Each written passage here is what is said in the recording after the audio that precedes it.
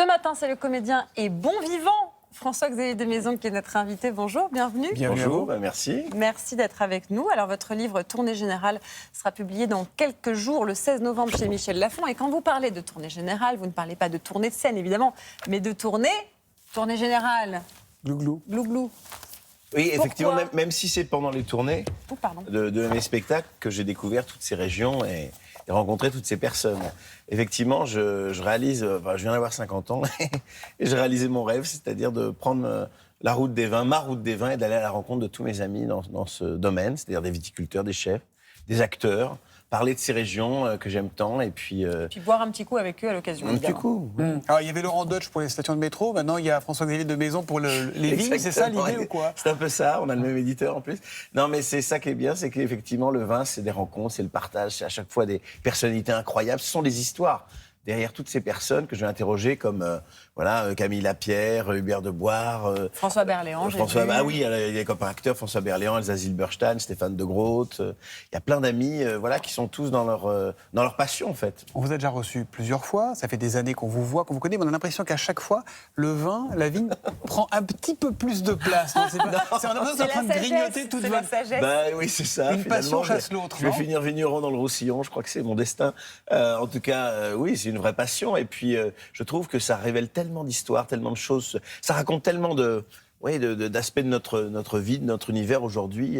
Je trouve que c'est un bon véhicule, en tout cas, pour voyager dans le temps, dans l'espace. C'est ce que je fais avec mon spectacle d'ailleurs, Divin. Mais c'est vrai que là, ce livre, ça aurait pu s'appeler Du vin et des copains, quoi, en fait. Stéphane de Groot, le vin en partage. C'est la vie, le vin et les copains. Voilà, exactement. Il y a même des recettes de cuisine. Le lapin au Beaujolais. Voilà, exactement. Moi, j'adore, je trouve que c'est hyper fédérateur. Vous êtes également en tournée dans toute la France avec votre spectacle Divin, vin et pas divin comme la divinité. Vous serez du 28 décembre au 13 janvier 2024 au Théâtre de l'Œuvre à Paris. Regardez un petit extrait du spectacle. Ma fille, elle a 16 ans. Depuis 2 ans, elle m'appelle plus papa, elle m'appelle le sang. T'inquiète, le sang.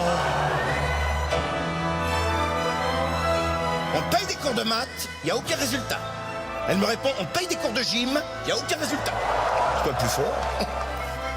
Tu bois un coup? Je t'aime, mon amour. J'ai l'impression de coucher avec Francis Cabrel.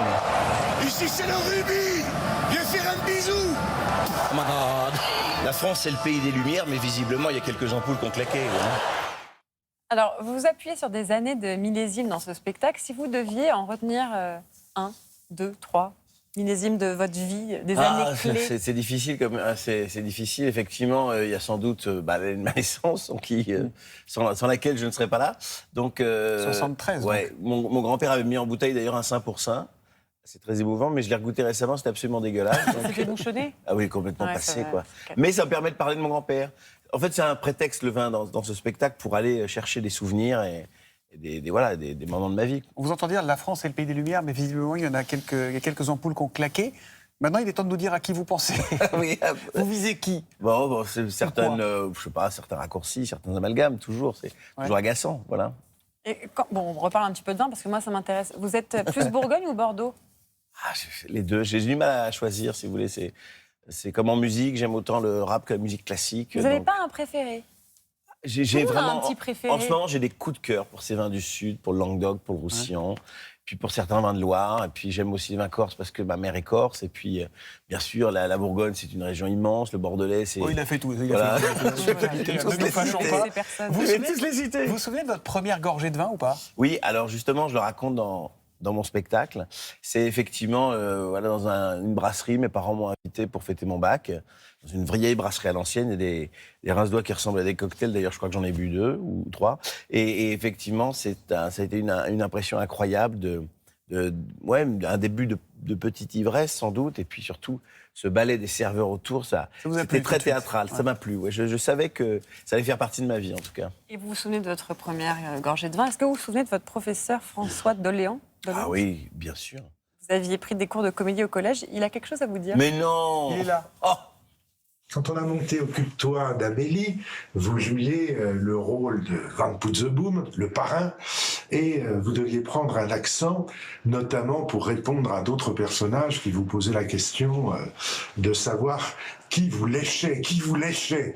Et vous répondiez par le nom de quelqu'un et d'un être vivant Est-ce que vous vous rappelez lesquels? Alors, C'est émouvant. C'est vrai, c'est lui qui m'a fait démarrer le théâtre quand j'avais 14 ans. Vous l'aviez pas c'était revu Napoléon, mon bulldog. Ouais. C'était la réponse de Faites-le avec l'accent. Napoléon, mon bulldog. Je crois que oui, j'avais 14 ans, donc l'accent, je l'ai peut-être un peu perdu, mais Et tout ça a commencé avec lui. oui. Tout ça, ça a commencé. Effectivement, c'était avec lui. J'étais à l'école et je lui ai dit j'ai envie de faire du théâtre. Il avait monté un FEDO qui s'appelait Occupe-toi d'Amélie. C'était un homme extraordinaire, un professeur incroyable, agrégé de lettres, passionnant, qui était très proche de ses élèves et à qui je dois beaucoup dans cette passion pour le spectacle. En tout cas, il a commencé à prendre au sérieux.